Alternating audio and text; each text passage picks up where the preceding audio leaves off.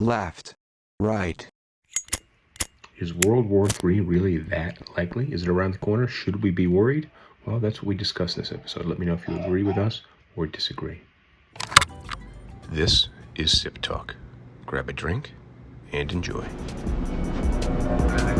Cross this go.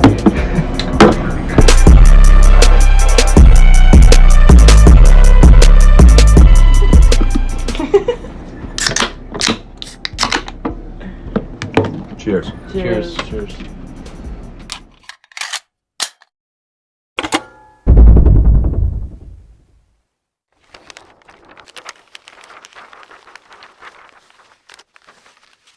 All right, we are live. Welcome to SipTalk episode 238. My name is Justin DiGiulio out of SipTalk headquarters here in my basement, New Jersey, joined by James, the Bartender, Boswell, philosopher, philanderer, philanthropist, physician, philatelist, a man of a very high pH. How's it hanging down there in sunny South Carolina, James? It's dark. Oh, it's not so sunny. Sunny South Carolina. So look, man, I am back off the wagon. You want to be off the wagon? Or you want to be on the wagon? Welcome to being back off the wagon. Yeah, the wagon doesn't sound like any fun to me, but it is. It is now No, February. not great company on there. It is now February. Dry January is over. So, cheers to that. I hope. If you're However, joining at least like the people on the wagon, at least the driver is sober. well, everybody's approaching sobriety on the wagon, right? Until they fall off the wagon. I didn't fall. I jumped.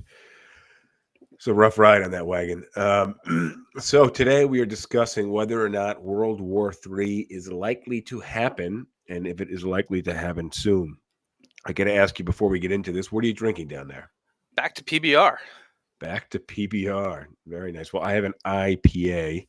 This is from Cape May. It was recommended from the guy that runs a liquor store near me, and this was a frozen frozen mug from one of my agents, Martin. So thank Martin for that nice icy mug, cooling down the beer. And then I got a little whiskey here on the side if I run through the beer. Where do we go? What do we lead with here? What am I missing before we just dive into World War III? All right. The scary place to be. There are like I think 4 different areas of the world that like are getting attention right now, and I'd like to talk about each of them. Okay, so let me see if I can name them first. So you've got Russia and Ukraine. Yep, that's 1. You've got Israel and Hamas. That's 2. You've got China and Taiwan. 3. I don't think you're thinking of China and India. No. Iran and the Houthis. That kind of falls under that falls under like the Israel Hamas thing. Does like, it? Yeah. Well, yes, because like right now, what's going on in the Middle East is all kind of entangled. So I don't want to like if we're going to talk about like Iran, Saudi Arabia, and the Houthis, that has pretty strong relations with what's going on in Israel right now. So like when we get to that section, like that'll be all kind of encompassed. Good. I plan to be pretty flying pretty high here, so I'm going to drink up on this IPA. Where the last one? What is the last one? All right, North Korea and South Korea. I have a bunch of notes on that actually. Yeah. I don't know how I didn't name it, but blame it on the low tolerance. 2 sips of beer deep. I'd like to start with basically what I think is the least likely to become a war. I mean, they're all kind of current issues, but yeah, I think you're going to become an actual war.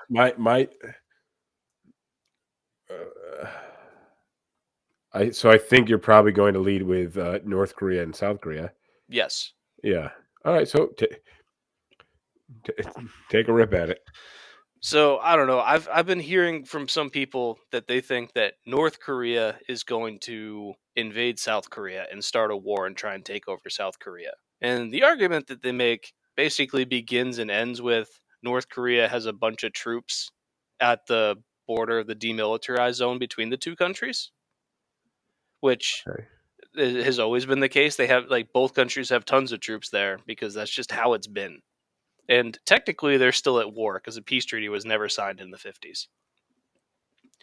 But in terms of why North Korea is not going to invade South Korea, You better hit our comments from the called Thai.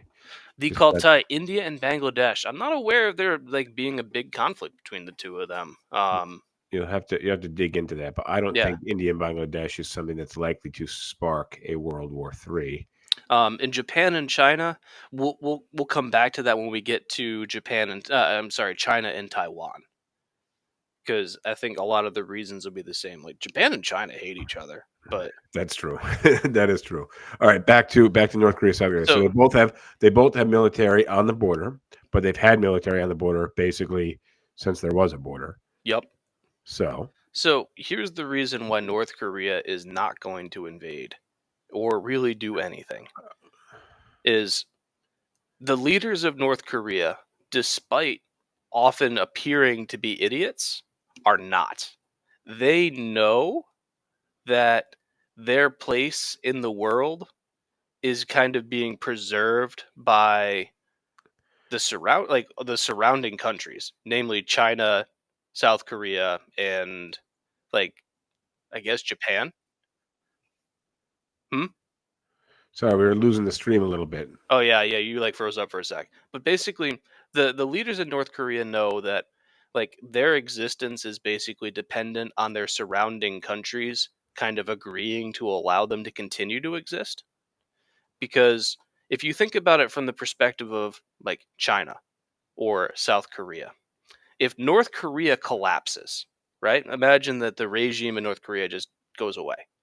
You've got a couple million people that have no education, have been propagandized. You're talking about South Korea. No, I'm talking about North Korean citizens. Okay. So imagine the regime in North Korea collapses. Like the Okay. leaders all go away and their government falls apart, right? Okay. So you've got the entire population of North Korea, save for the few thousand people that are at the high levels of government, that are malnourished, completely uneducated, have no idea what's going on in the world, have no practical skills for the modern world, and have been heavily propagandized. And who's going to have to soak up that humanitarian crisis? Well, it's going to be primarily China and South Korea, with maybe a little bit on Japan. And none of those three countries really want to have to pick up the bill to take care of this massive amount of people that are going to be for many years a burden. And so all these countries kind of have a vested interest in keeping North Korea the way it is, because it's easier for them to ignore what North Korea is doing because it causes them less problems. And North Korea leaders know this. And so they have to keep their population kind of in check. And some of that is going to be the propaganda of them talking about them defeating the West or invading or something like that. That's all just messaging to keep their people like satiated, I guess.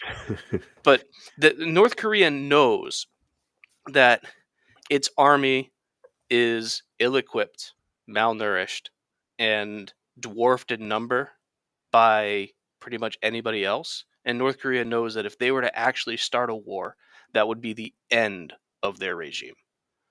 And the only thing that the leaders in North Korea care about is being able to continue to lead the country and live a life of luxury while the rest of their people suffer. Well, the rest of the people suffer, yeah. And I can't think of any other. Are there other countries that are on the side of North Korea?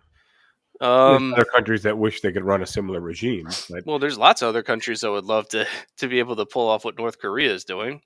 but I don't think any other countries have North Korea's interests. Iran to a small degree, says Rosh, and I would agree. Eritrea, maybe, because they're kind of the North Korea of Africa. And then China, because North Korea is technically communist and China is technically communist, so they kind of ally with North Korea in some respects.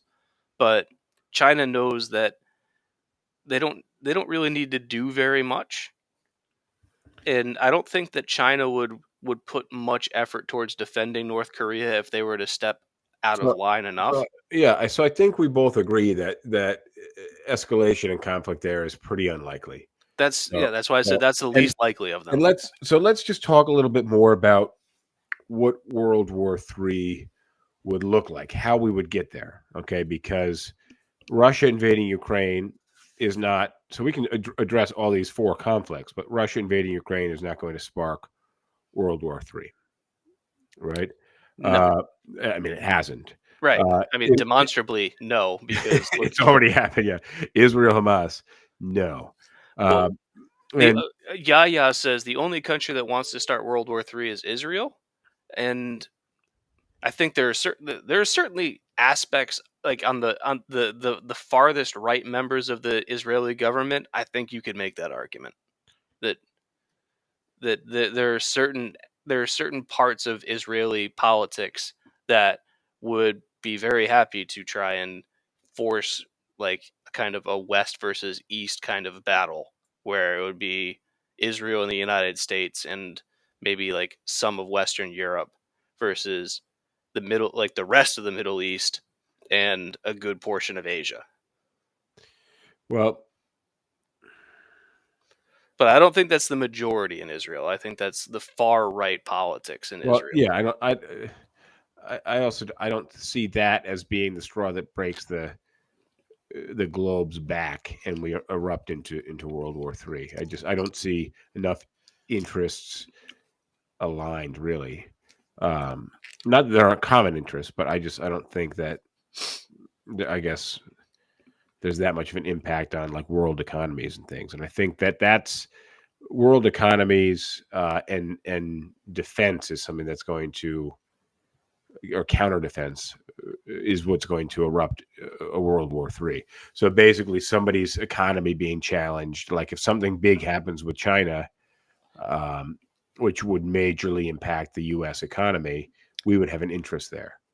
So So hang on. One would be some version of economy. The other one would be something about an imminent nuclear attack that spurs a defensive action of a nuclear attack, and that would set off World War III, which I think this is extremely unlikely. But the only scenario I see that would lead to a very high likelihood of World War III is if someone drops a nuke, because then that could spiral very quickly. But anything else, I think that any other scenario, there are enough opportunities to provide countries with off ramps to avoid a wider World War III kind of scenario. Those off ramps exist. With nukes, not so much. Nukes have been and will continue to be a huge problem, but any country knows that if they launch a nuke, they know that they might be just like dooming the entire world, which is why. But also very much themselves. If you launch a the nuke, entire world, unfortunately, they're also part of the world. yes, they are. They are on Earth. All the countries are on Earth. But I agree. Anyone that launches a nuke in any outward direction is having several others at minimum inbound. Right. So that's why that's the issue with nukes. But I was like, I think Carl Sagan said this, that like in regards to the nuclear arms race, is you have two people standing in a room that is completely permeated with gas fumes, trying to accumulate as many matches as they can. yeah, I don't know that was Sagan, but I've heard that before. I also heard I don't know what weapons World War III will be fought with, but I can bet that World War IV will be fought with sticks and stones. Yeah, I would agree with that. And I think that was something that was said around World War II when we were looking at the first couple of nuclear bombs. All right, so I want to talk about the next least likely conflict, which is China and Taiwan. Okay. So did we talk about this on air? We talked about this off air after the last episode because you and I have had this conversation. Maybe. Okay. I don't remember. I should remember, but even though I was entirely sober last one. Yeah. I only had like one drink, so I was sober by the end of it too. But all right, so China would really, really like to take Taiwan back, because like 50 or 60 years ago, like during the Maoist revolution, like the people that disagree with Mao all fled to Taiwan and have kind of been living in this weird political state where they are functionally independent from China, but like the entire world has to pretend like they're still part of China because China doesn't We like don't the want fact. to hurt the feelings of China. Yeah, pretty much. Exactly what it is.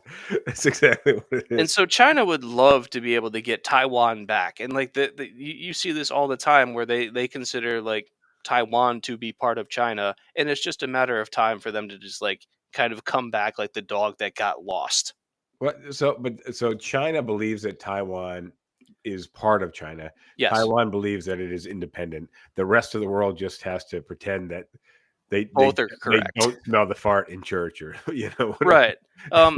But here's the reason why China is not going to invade Taiwan is when it comes to computer chip manufacturing, there are different grades of quality of computer chip. And so pretty much any country on the uh, like any developed country can make low quality chips. And these are the things that are like, I don't know, in like your electric shaver or something. They don't need to do much. My electric razor recently died. I'm still dealing with that. But like Been a low big quality disruption computer in my chips, mornings. those are easy to make and practically any country can do so. You've got medium quality chips that are used in like kind of I guess like maybe crappier cell phones and like kind of mid-level or like a lot of Not like state of the art. but like a lot Nothing of state of the smart art. devices will use Yeah. like these mid-grade chips because they don't really need to do much, but they need to be able to do more than the absolute basics. So you mean like my oven that tells the weather Yeah, that would be a and mid-grade gives you chip. recipes? Yeah. And there's a lot fewer countries that can make them, but they're still not terribly hard.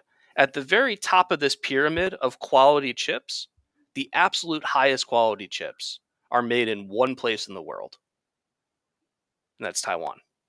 Not in Mexico, you're saying? No. Okay. Like, even the United States, which we have great technology, the best chips in the world come from Taiwan. And it's like 2 or 3 factories in Taiwan that make all of the absolute highest quality chips that everybody in the world depends on for the very high end electronics. And that could be like really good computers, but it's also like military stuff. And Taiwan makes those. Nobody else has the technology in the factories to be able to make chips at the quality that Taiwan does. So, and not just the U.S., but the rest of the world depends on the use of these chips. So there's a lot of interest, international interest in preserving Taiwan and Right. these chip manufacturers. And so if China invades Taiwan, so first of all, I can tell you who the loser in that war is going to be. And that's Taiwan. Well, if China invades, yeah, and it would happen pretty quick. China is But 80 I can times tell you size. right now that if China invades Taiwan, the United States has already said that we would come to their full defense. And a lot of the Western world would be there with us. And so it would be China versus a whole bunch of the world. And Has that, the U.S. said that publicly, or has yes. it only been implied? No, that's been said publicly. Oh, interesting. But even if like the US beats China or the China beats US, Taiwan loses either way because that island will be bombed into complete oblivion. It's not very large, and there would be a lot of bombs between the two countries. And so, if that happens, goodbye all of those high quality chips, which nobody in the world, including China, wants to see. And so, China, very much like North Korea in terms of the whole posturing and bloviating about things, like China needs to keep on saying these things to keep like the people in the country believing that it's something they're going to do. But China's never going to actually invade Taiwan because it would unite the world against China, and it would also deprive the entire world, including China, So, of these high quality so chips. you have a lot of faith in these chips, and of course, Well, China depends on these chips just as much because their economy is based a lot on export. So they must be importing a lot of these chips from Taiwan, then exporting the products that use those chips. mhm. And And what here's the other thing. what they're making with those chips can only be made for the price that they're being made in China. If China wants to win a war, the war that they fight with the world is not a military war. China's power comes from its economy. Yep, It has that's on my list of things here. I'm letting you take the lead in what we're talking about here, but on and my so list is currency manipulation and global economy. if China does something in Taiwan, never mind the military consequences. the vast majority of Western countries are going to immediately cease buying Chinese goods. Well, And China's export market fucking craters. even if they don't immediately cease, they're going to immediately start building um, up Indian producing industry and things like that. They're immediately going to find another place to outsource to. Right. And so the problem is once you build the factories that you need in a different country that were in China, you don't turn back and say, China's done with the war. Let's rebuild in China. You just have a new place. Right. And so China would be giving up their strongest weapon, which is an economic weapon, by doing something like that. And so again, China's leaders are not stupid. They know this. So they're going to continue bloviating about it and bitching about the fact that Taiwan's not theirs. And that's just to keep their people happy. They're not actually going to do anything because it would be the end of the status quo in China, which enough people in China are happy with that there's no need to take action. And Rosh says, again, no possible World War III because of a large vested interest, not because humanity has a moral compass. And well, yes, like I'm not talking about these things in terms of morality. Well, because one of my big notes in big capital letters here is that world peace isn't built on the notion of peace and harmony. It's built on trust that basically your potential enemies aren't going to do more damage to you. You can think of it. This Think about world peace, humanity and morale issue or ethics issue. This is a self-preservation at its core issue. Think about world peace like when you're driving down a 2-lane road and someone's coming in the other direction. You both trust that the other's not just going to veer into your lane. Every once in a while when I'm driving, I just get hit with this profound, just like very intense feeling that I'm like, everybody is like really just working their best. Not everybody, but most of them are working their best to stay in their lanes and just really at the core of it to keep themselves alive.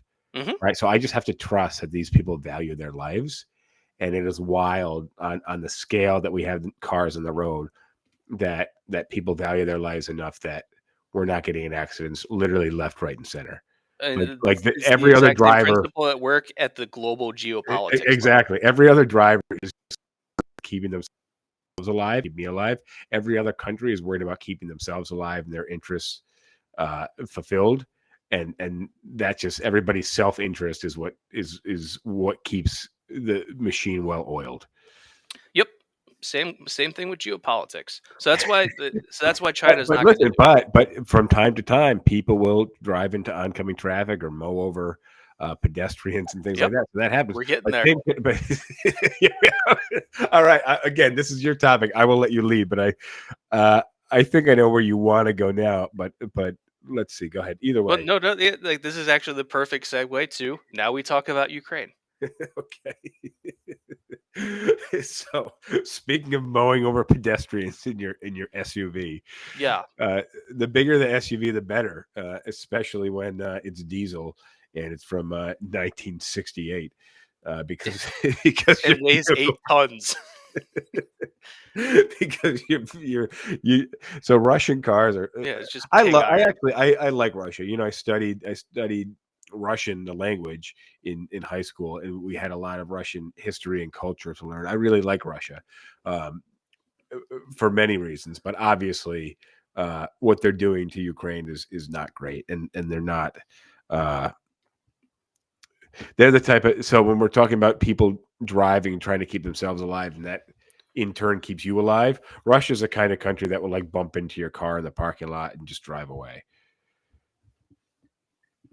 Not even leave a note. No, that was implied. They don't really give that much of a fuck. All right, so Ukraine and Russia.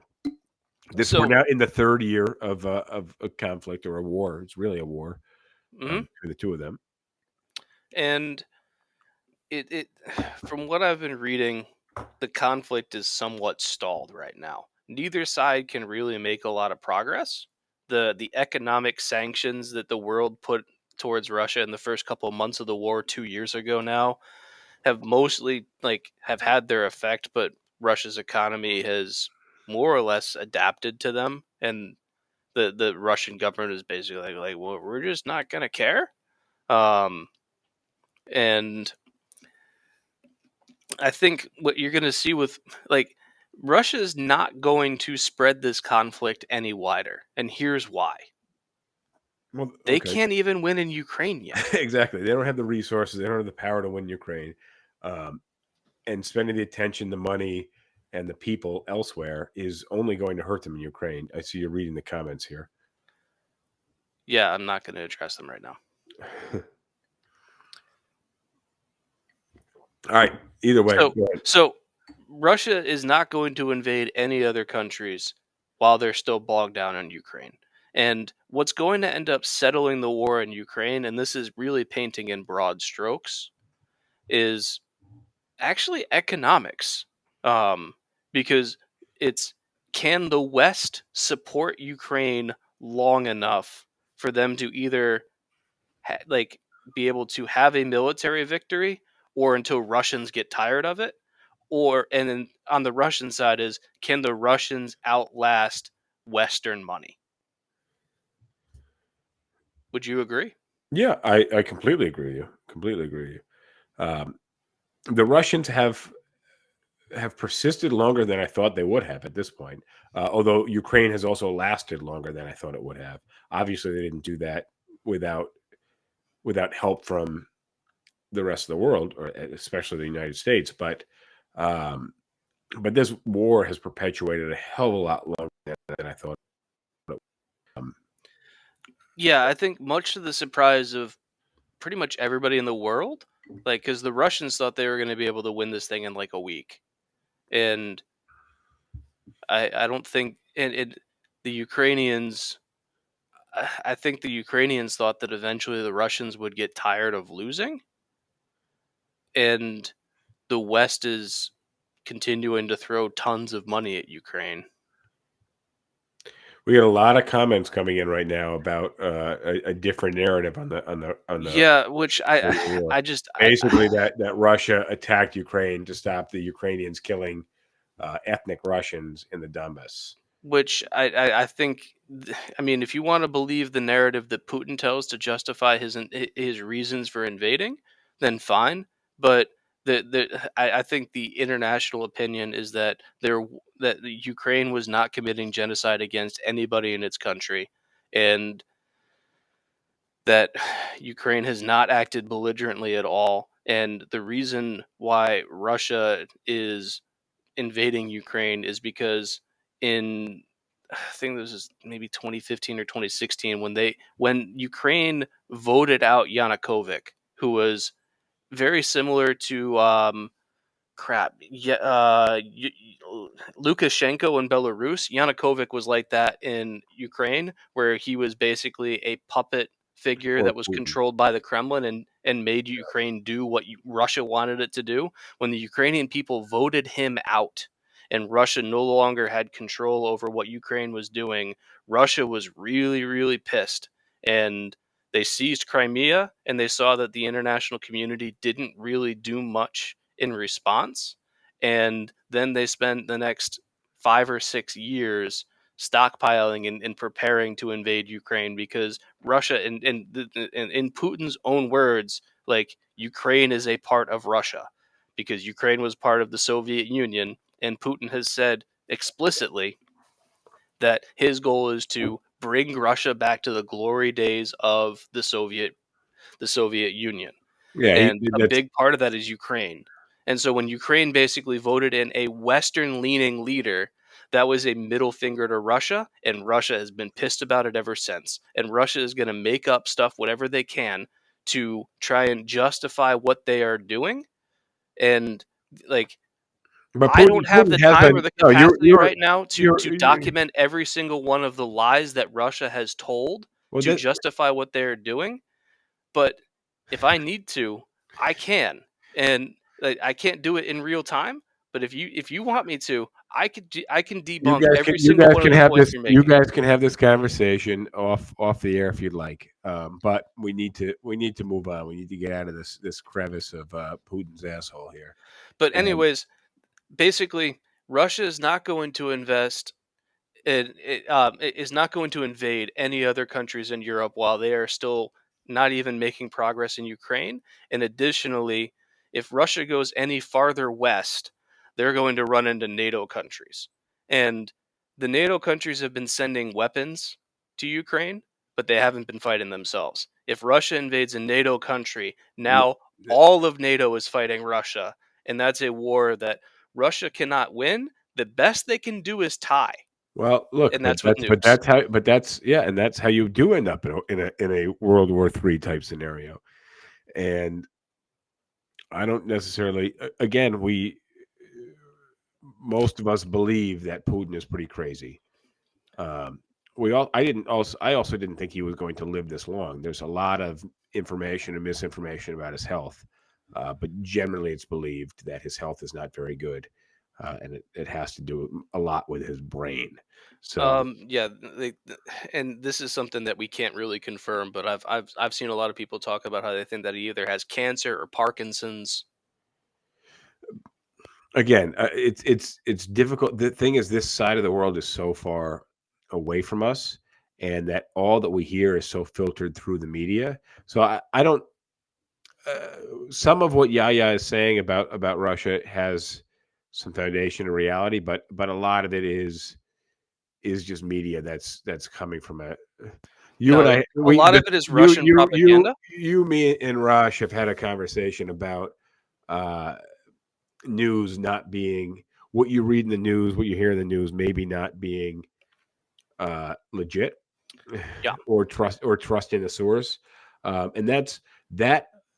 Well, I guess we haven't really gotten there in this conversation. Let me hit the bar trivia from last week. I'll answer that question, and then we can talk maybe about the fourth point that you have here, and maybe we talk about some ways that we could slip into a World War III and what that might look like. Because even though you're arguing against it, you just brought up a scenario although it may be unlikely, that we could end up in a nuclear war. Well, sure. Via Russia's push westward. But let me answer the question from last week. Do you remember the bar trivia question from last week? Nope. Damn it. All right. So I said you've got a half liter of an alcoholic of a liquor that's 100% proof, and you mix that with another half liter that is 50% proof. So now you are left 50% or 50 proof? 50 proof. And 100% or 100 proof? All right, my all right, you know the answer already, providing you can do some pretty simple division. So you got a half liter that's 100 proof, and you got a half liter that's 50 proof. So now you mix them together. You have a liter. Half of the liter is 100 proof. Half of the liter is 50 proof. What is the total percentage alcohol in the solution that you now have? 37.5. 37.5. So you were able to answer that question pretty quickly because you can do simple math easily in your head and you understand proof. Most people don't understand proof. So if you have 100 proof alcohol, proof is double the percentage alcohol. So if it's 100 proof, it's 50%. So basically, me telling you the proof is a bit of a diversion here. But you got 50 proof and 100 proof, and you're mixing half of each. So you end up with you take the average, you end up with 75. But of course, because proof is double the percentage alcohol, you would divide that proof by 2. So you've got a liter of 37.5 percent alcohol, whatever it is that you're mixing. And this math problem came to my attention. I had an agent who was drinking like a glass of vodka or tequila in the office. And she said, "Oh, this is really strong. Do you have anything else?" And somebody added to it some, what's the orange liqueur, the blue one? Blue Curacao. Blue Curacao. Blue Curacao. And they're like, "Oh, you just made this stronger." And I said, "Well, they give you more alcohol, but they and then ensue right." So you have more alcohol. The drink itself, yeah, the drink is less strong. The drink is less concentrated, but it's higher volume. There is more overall alcohol in the drink. Because we added alcohol to it, but the solution that we added has less alcohol in it. So per total volume, it is weaker. And I was like drawing charts. I was like taking paper and like It was a total clusterfuck. We didn't get anywhere, and that was last Thursday. So even though I wasn't drinking, which is probably why my math was so spot on. Um, so the answer to last week's trivia question: half liter, 100%, fuck, half liter 100 proof, half liter 50 proof results in 1 liter at 37.5% alcohol. All right, let's move on to the. Hang in until the end of the episode. We will hit you with the special Super Bowl bar trivia at the end. So, all right, let's move on to the one big more. We got enchilada, one more big conflict. Yeah, and that'll be just the Middle East in general. And we can talk about Israel and Gaza. We can talk about Iran, Saudi Arabia, and the Houthis. And we can talk about what happened with the U.S. last weekend and some possible scenarios there. all right. Where do you want to start? Let's lead with the Houthis. So because I have to say this is probably the one I know the least about. We talked about it last week, but you don't see as much of it in the news and the media. Okay, so to understand the Houthis, you need to understand that Iran and Saudi Arabia hate each other. And the reason is Iran is Shiite Muslim and Saudi Arabia is Sunni Muslim. And those two disciplines or sects of Islam do not agree. Now, I am not versed enough in Islamic tradition to be able to explain why in a historical context or a viewpoint context. I'm just gonna say I don't know enough about it to comment, but I do know that they don't like each other to the point where both of them are funding the two sides in Yemen, where Iran is funding the Houthis and Saudi Arabia is funding the government or just directly attacking the Houthis themselves. So you have to understand that the Houthi rebels and Yemen is a proxy war between Saudi Arabia and Iran that both of them can keep just enough distance from to deny major involvement. Follow me so far? I'm following you so far. And so, because of the attack in Gaza and Israel, and that has had just kind of a destabilizing effect on the entire area, where because the world is focusing on what Israel and Hamas have been fighting about, it's provided enough of a distraction for for one, Iran is funding a lot of these terrorist and paramilitary groups. And because the world's distracted in Israel, Iran's been able to send more stuff to other places with the idea that, well, they're not going to notice as much. And so the Houthi rebels have been, I think, and again, this is one where like my knowledge fails me a little bit, but I think the Houthi rebels are looking to provoke a wider conflict, and that's why they've been attacking commercial ships in the area, and that's why they've been attacking like U.S. bases, is to try and get more people fighting in that region, because if you have a wider conflict in the region, then it means that for the Houthis, it's going to be an international distraction. They're going to have a better chance of being able to topple the Yemeni government because nobody's going to bother defending the Yemeni government when they're fighting with other things. So it's a distraction again to try and I guess like a left hand feint to then like deliver a right hook. Yeah, but they're basically trying to make a bigger splash, get more attention, and create a bigger issue out of an issue that really wasn't necessarily their own. They're kind of piggybacking off of what's going on to create a bigger issue. And really, I don't think that. Listen, I stopped listening to the news about 2 months ago. My life has been a hell of a lot better, given I know a lot less of what's going on, which is actually a little weird for me, but it makes me just a happier person. But news still trickles to me, and I have not heard too much about this. I heard about some of the attacks.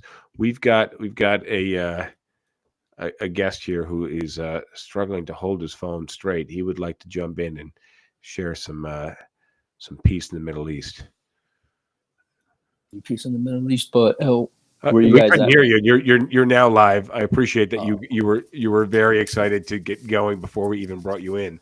But we got Yahya Saraf here, who is sharing some controversial information that James would not agree with, nor would the greater media agree with. So we're now on to the Middle East. What do you feel very inclined to? I just figured, we might as well let you in here. No, I just thought, there could be a different perspective. And that's why I brought you in here. Yeah, so help give us a little bit more background on what's going on in the Middle East, especially the reasons for Saudi Arabia and Iran having such a conflict. But hold on, before we go there, can you share your perspective, maybe where you're from and where you get your information from? Well, I'm from New York, number one. My background, I'm Pakistani. Your background, all right. So. Right. But in terms of news source, I think there is a lot of censorship in America where when it comes to certain things, the embassy. Well, listen, James and I are both white dudes from the suburbs of upstate New York that are relatively liberal leaning. Right. So I think I'm the only reason I'm highlighting it is because your perspective is different than ours and your opinion is different than ours. So I think it's different in the sense that because because so many people in different parts of the world, and you realize that not the entire world doesn't view whatever's happening globally, in the West perspective, right?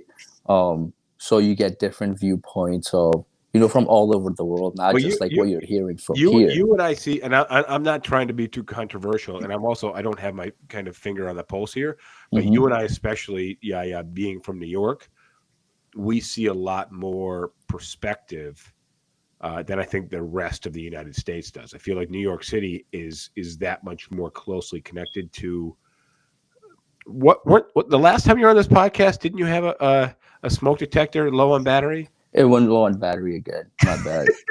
I gotta change. I have 8 in my house. It's a safe place, my friend. I know. All right, sorry. I'm curious for your opinion. I just wanted to kind of set it up a little bit. Yeah, so give us go ahead because I think it's really good to give us perspective on what's going on in the Middle East.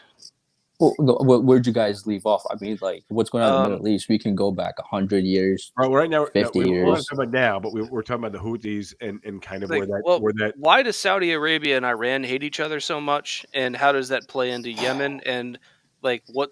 And then in terms of the Israel-Hamas war, kind of destabilizing the region a bit, and how various players in the area are trying to take advantage of it one way or another. All right, so I think you kind of touched on it because Saudi Arabia and Iran, they're different sects of Islam, right? From my understanding, right now Saudi Arabia obviously controls Mecca, which is, the holy city for Muslims.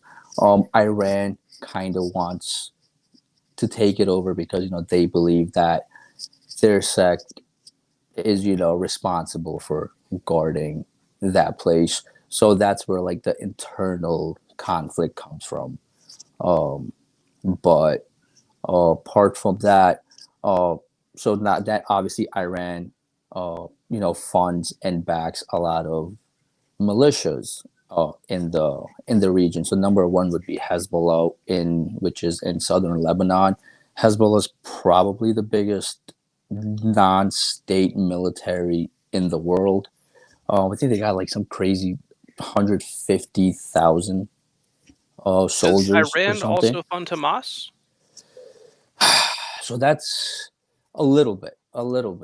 They do. So Qatar funds Hamas, Iran funds Hamas, but here's a funny thing, though. Israel also wants funding for Hamas. Well, that's an interesting thing because for a while, keeping Hamas in power was a way of Israel to maintain subjugation in Gaza. Because when was the last election in Gaza? 15 years ago? 2004, 2006, 2006. 2006, so 18 years ago. So the average Gazan citizen hasn't had a say in their government in what, 17, 18 years? Right. So there hasn't been any elections for, we're in 2024 now, so yeah, 18 years now. But there's so much internal politics because, like, if you go back and read about what the Israeli government wants, Netanyahu has said that in order to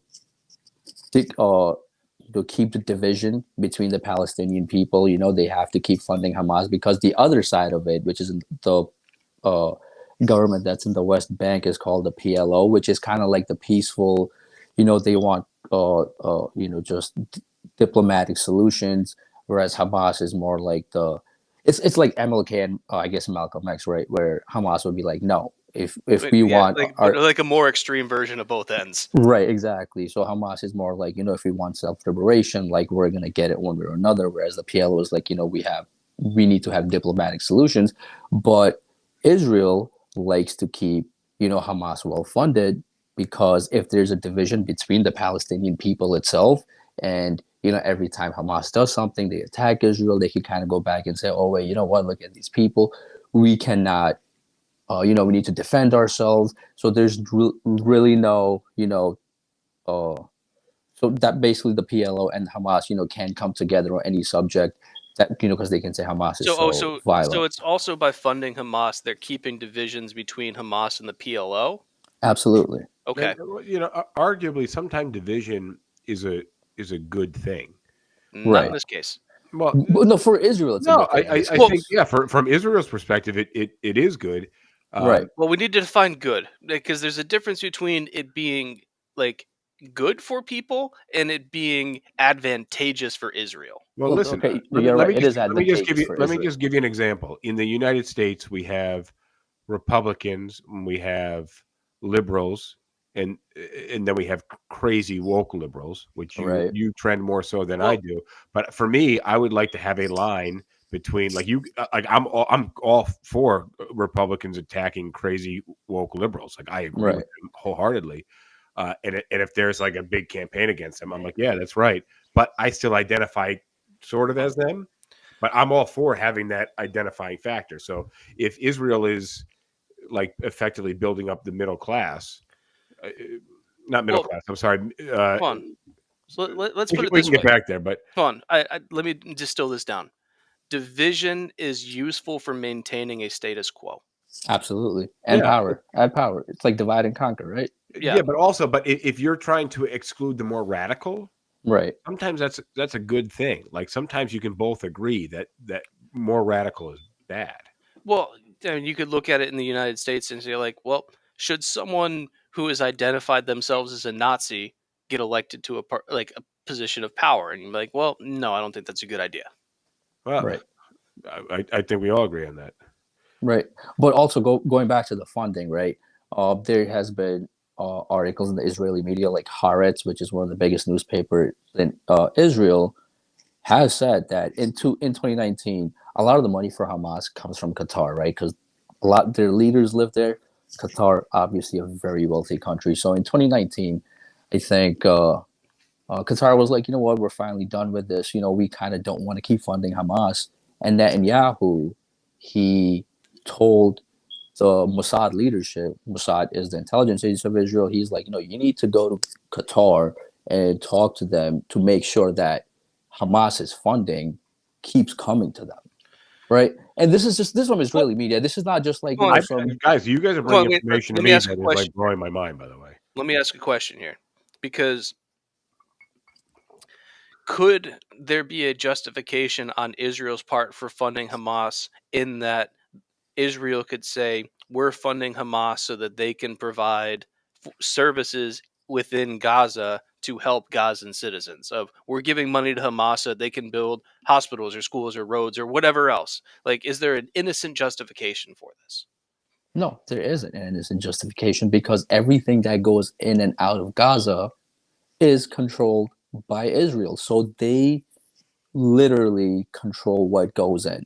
Right. So if they're asking for funding for Hamas, right, and they control what it goes in or what goes out, and then their whole thing is, in order for us to keep a division between the Palestinian people, we have to make sure Hamas and the PLO are divided. So I don't think they're sending in, you know, materials for building hospital. I'm pretty sure Israel is very closely monitoring, like, okay, you know what, this we can let this go, and we'll we'll give them a little bit of, like, humanitarian supplies, so that way people are still, living. But if they're controlling everything that's going in and out of Gaza, and they're telling Qatar to keep funding Hamas, like, it, what they're doing, it looks good from a certain perspective narrative, right? It looks good, but it also, from a different perspective narrative, it could look very bad, like the control over what's going in and what's going out. The fact that they're giving it from one perspective could look very good, right? And I think what we have are two very divided perspectives on Israel and Hamas. Right, and then also another thing is, 10 days before October 7th happened, Israeli intelligence was notified. The Israeli government was notified that, like, hey, Hamas is planning something, and the Israeli government was like, yeah, all right, fuck it, whatever, right? This was one of the most heavily guarded borders in the world. It's constantly surveilled. So obviously one side is the border. They said the same thing about 9/11. Everything's easy in retrospect. Right? No, okay, No. Hold on. Israel. Israel. I think Israel is only like 50 miles wide. Well, not even 50 miles wide. I don't know, but it's very small, like from east to west, right? Even when the attacks happened, it took the Israeli military 4 hours to respond. By some accounts, it took them 8 hours to respond in this tiny ass country, right? So the question is, like, what the fuck were they doing for all this? Were they just letting it happen because they knew it was gonna happen? Like, there's just been accounts of soldiers that are saying, like, stand down for now, we're not gonna do anything. And then there are accounts of, soldiers, when they finally got there, they're like, there's people here, there's really citizens here, and they're like, we were just told to fucking shoot everybody. Just fucking, Apache helicopters, they're like, shoot now, hit them now, we'll ask questions later. So also, here's the biggest thing. Wait, pause on the biggest thing. Don't forget that. But are you saying maybe that Israel withheld support to make 100%, maybe a bigger issue? 100%. I think that's still being investigated. But I think, come on, who's investigating it? Who's investigating it? Well, Israel. Okay, hold on. Speaking of that, by the way, CNN, when they were reporting from Gaza a few weeks ago, the CNN had to get approval from the IDF for what they can report. So if they're investigating themselves, I'm pretty sure they found themselves innocent. Well, like, so hold on. Here's one thing I want to bring up, which is, I think that from what I've heard, the majority of Israeli citizens are really pissed off at Netanyahu and his government, and and Netanyahu and his government know this, and they know that as soon as the war in Gaza is over, they are going to be voted out. Yeah. And so they're trying to keep this war going as long as possible because it's the only thing that's keeping them from getting voted out. Right. So that's really funny you brought this up, because the big thing that I was going to say was, right before October 7th, right, when Hamas attacked Israel, there were huge protests in Israel, huge protests against Netanyahu. His people wanted him out of the government because he was going to rewrite the constitution. He was going to undermine their Supreme Court. That was pretty soon after, like, he got approval for the plan to, like, reshape the Supreme Court, right? Right, and then there were massive protests against him, massive, right? Like, people wanted him out of power, and then all of a sudden you hear reports about, like, oh, he was warned that Hamas is about to attack, and then his military stood down, and it wasn't an intelligence failure. We haven't been kicked off of TikTok or Instagram. Hang on. So here's what, if there's smoke, there's fire. Like, it. I think I want to move on from this, not because it's not an interesting topic, but because we've only got about 5 minutes to go, and I want to address this question, which is, so the United States has said that they are going to respond to the attack in the base in Jordan that killed 3 service members. Right. And This was very recently. This was last weekend. Yeah. So the United States has said that we're going to respond in some way. Now, we don't know what that response is going to be yet, but the options range from us bombing a couple like militant camps in the area to I've heard people talk about how they want us to bomb like drone factories in Iran. Right. Now, when the U.S. started talking about the response to what happened last weekend, Iran tried to distance themselves as much as possible from what happened, largely because Iran doesn't want to have their shit bombed. Right. And so it's interesting that I guess the question is, what do you think the response from the U.S. is going to be? And is there a way, because I don't think that the United States wants to get into a war with Iran where we actually have troops invading the country and trying to knock over their government. Right. Because I think the American people, after Iraq 20 years ago, have very little appetite for that kind of war again. And so it's, how does the U.S. respond in a way that avoids a wider war, but still addresses the problem, because Iran is funding these militias that are attacking U.S. military targets, but also a variety of civilian targets, just like commercial shipping in anything that goes through the Red Sea. Well, hold on. The commercial shipping, the Houthis are only attacking ships that are going to Israel because they're giving pass to anybody. That's not true. They've been attacking all sorts of ships, or Western ships. They've led Russian ships. But there's a big difference between ships. only ships that go to Israel and Western ships. Right, but like, who is supplying Israel with all this weaponry and all this support? So it's kind of like, they're under the same umbrella. So either you tell Israel to stop, or we will continue to attack the ships that are funding this genocide that's happening in Gaza. If the Houthis keep on with this strategy, they're going to find themselves on the wrong end of a whole bunch of American missiles. It's not a good strategy for them. Yeah, but you think they care? The Houthis have been at war. So we talked about this. We talked about this before you came on, about how the Houthis might be trying to use this conflict to generate more interest and make it effectively a bigger thing on a more world stage. So, we just talked about, as you know, your fiber. Oh, he's out of here. Did you bring yourself out, or we bring you back in?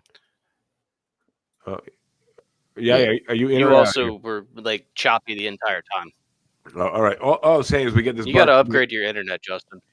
I have the top package. I live in the suburbs, man. I thought it was me. I thought it's Justin.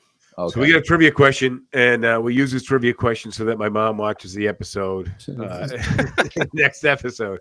So James, we hit the last trivia question about the proof and the alcohol percentage. You want to give your Super Bowl related trivia question? On Super Bowl Sunday, how many chicken wings will Americans consume? Oh, damn, I don't even know. You know what? I'll give a range. Is it 500 million? Don't Google this. You gotta guess or just. Is it 500 million?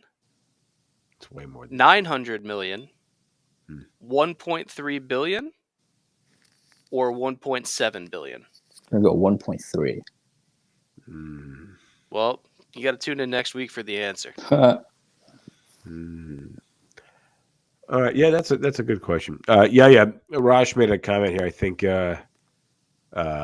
maybe he's got a good idea. Maybe bring you back for another episode here. But I think also the additional points of view are really, really important, because we all get our information from different sources, and it's just information, right? We're just getting it through the news. I listen traditionally to a lot of NPR, and over the last decade, I have felt the kind of liberal bias on NPR. Sometimes it actually makes it tough to listen to. And I'm a pretty liberal guy, but I could, when even if the ref's on your side, you can see a play and be like, yo, that call was obviously. Wait, it's in terms of the media. So I'll just say something very funny. So I have a coworker, he watches a lot of Fox News and stuff like that. So we're always constantly talking about this and that. what's happening between CNN or Fox News or Newsmax or left leaning or right leaning, and then none of those are left leaning. you know what I mean. CNN, All right, we're running out of MSNBC. time. Hold on, really 10 quick. seconds. 10 seconds. And then he goes like, yo, why are all these people saying the exact same thing about Israel, whether it's, right-leaning news or left-leaning news? I'm like, when it comes to Israel in this country, every single MSN page is on the same page. No one is going to say anything different. All right. On that note, we are out of here, out of time. Thank you, guys. We'll catch up, maybe off air, and see you guys next time. Adios. Cheers. All right. All right, that's the end of the episode. Let me know in the comments whether you agree with our statements, with our thoughts, or if you disagree. See you next time. I like PBR. I just got priced out of it.